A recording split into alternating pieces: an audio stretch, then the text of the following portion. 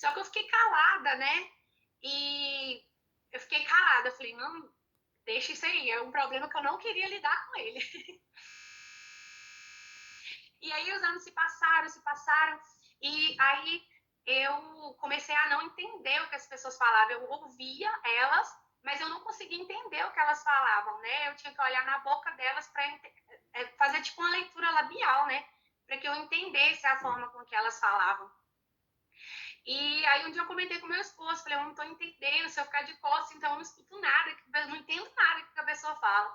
E aí a gente foi no médico, e o médico passou alguns exames, né? E eu fiz esses exames, aí ele olhou o tímpano, olhou meu ouvido, é tudo intacto, não tem nenhuma lesão, é tudo certinho. E aí ele passou os exames saíram, eu levei nele, e nesse dia ele falou assim pra mim, nossa, seus exames estão tão feios. Aí eu já fiquei assustada, né? E ele falou assim, olha, eu quero uma tomografia, né? Porque eu tenho duas opções, né? Que eu podia ter. Ou era uma doença que o nome é muito difícil de ser pronunciado, que ele qualquer momento a audição podia sumir. Eu podia dormir, acordar sem, ou estar conversando e ela sumir. Ou um tumor, né? Na cabeça, na parte da região do ouvido. Porque os meus exames eram, nossa, era assim, muito feios mesmo, o resultado deles.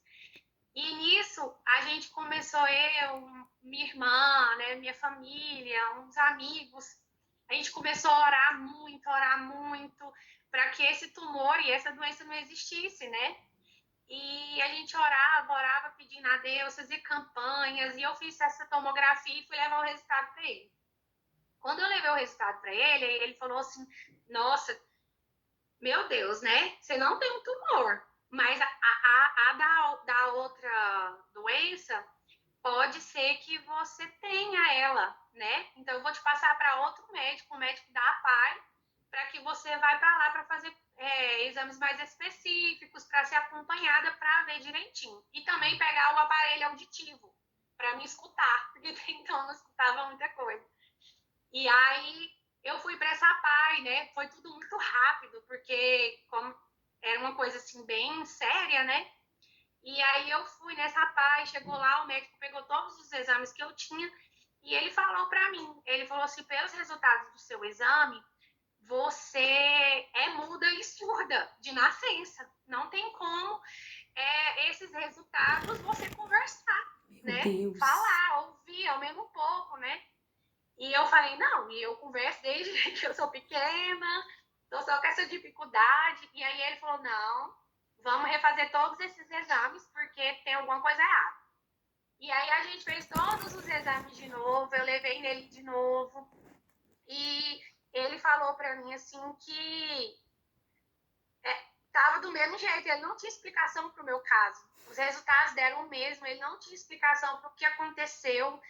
Ele me colocou como deficiente auditivo, né? Eu tenho um laudo de PCD e não tem explicação. Ele disse que poderia ser uma esclerose viral, porque para dar nome a alguma coisa, porque não tem como. E aí ele pegou e foi me. E aí ele pegou e pediu para eu fazer o acompanhamento, né? Pegar o aparelho auditivo. E aí eu fiz tudo, né? Fiz tudo. Peguei um aparelho auditivo, usava, tentando usar, me adaptar. E, e aí eu fiquei em casa mesmo, né? Fazia minhas orações, fazia minhas campanhas, né? E assim foi. E aí, um belo dia, né? Porque o Senhor, ele é meio que ele faz as coisas de repente mesmo, né? A gente nem tá esperando, né? E teve um congresso na minha igreja de jovens. E aí um pastor que era um bispo, né? E ele ia, e ele tinha dom de cura. E ele ia estar nesse lugar.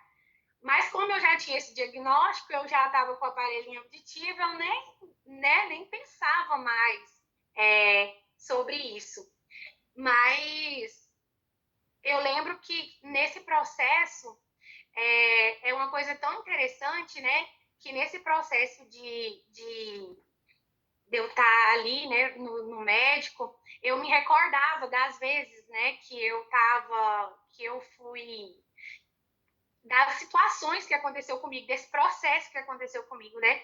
Porque muitas das vezes eu trabalhava em indústria farmacêutica, então eram umas 15 pessoas numa mesa contando remedinho para colocar na caixinha, né?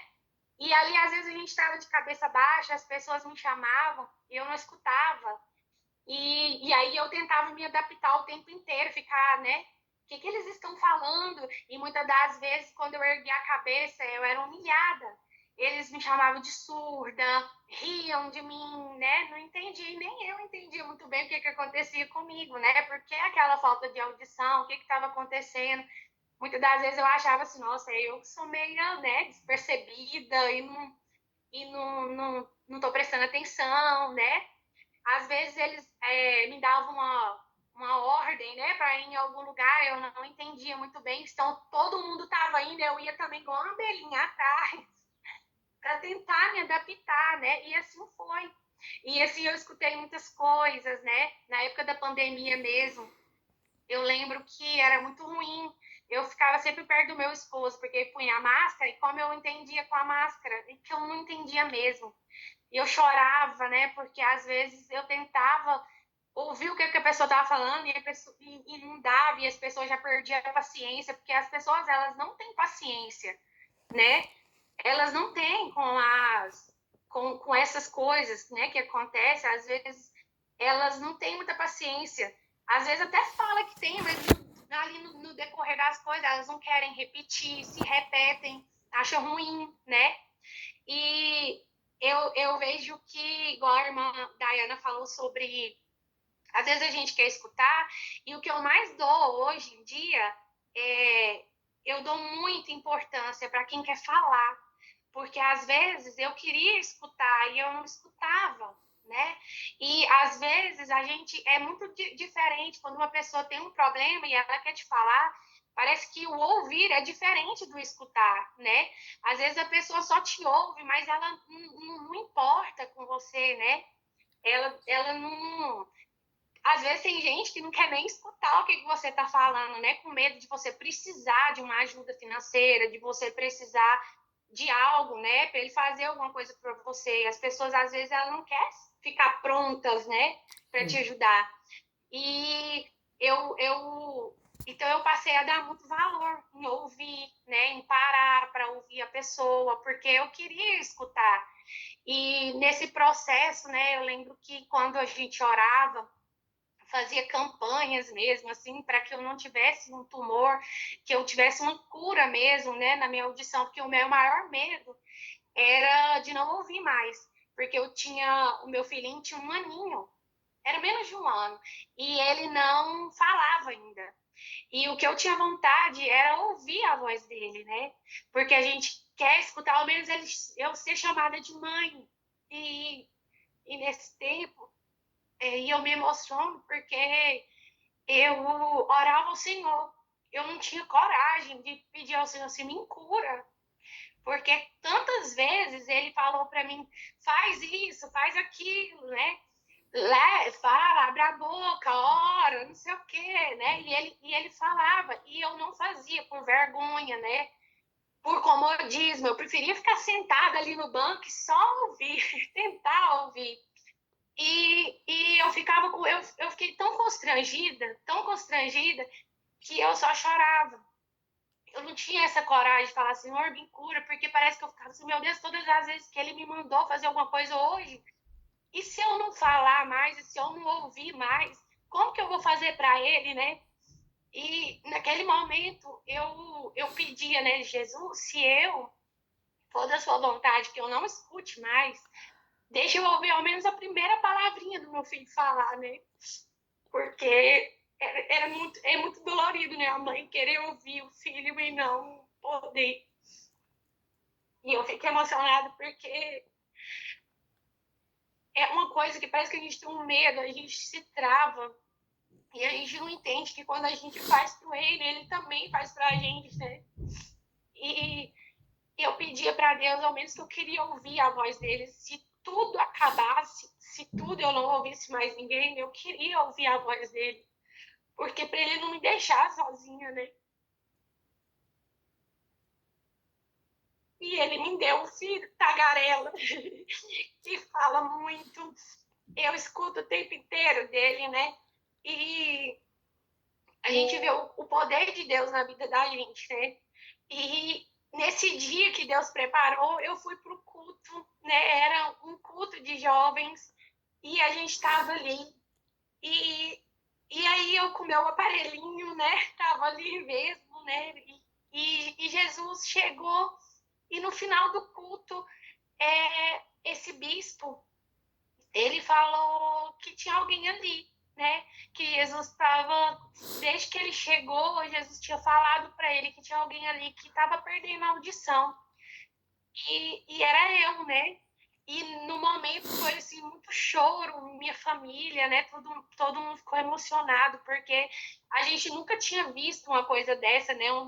O poder de Deus tão assim nítido nos nossos olhos, né? E quando eu fui ali na frente, que ele colocou as mãos nos meus ouvidos e Deus liberou a palavra, né? De cura na minha vida, e eu fui curada, né? Para honra e glória do Senhor. Foi tão maravilhoso, parece que eu tive uma virada de chave na minha vida, sabe? E mesmo assim, né, a vergonha continua, o medo continua tentando paralisar, né? E eu escuto muito, né, que é para falar, tem até a pastora Ágata, né, que sempre está orando, intercedendo por mim e me dando força, né, para falar, né, para testemunhar. E, e é mais ou menos, e as milhares de maravilhas que Deus fez dali para cá, através dessa cura na minha vida, né? Deus fez grandes coisas em todas as áreas da minha vida. Não que eu não tenha aflição, não que eu não tenha momentos de tristeza, né? Mas a minha vida é praticamente um milagre atrás do outro. Oh, Deus, obrigada. Uma coisa, né? Uma grandiosidade de Deus, os cuidados de Deus mesmo em cada detalhe. Aleluia. E é isso que eu tinha para compartilhar com as irmãs. Aleluia. Glória a Deus.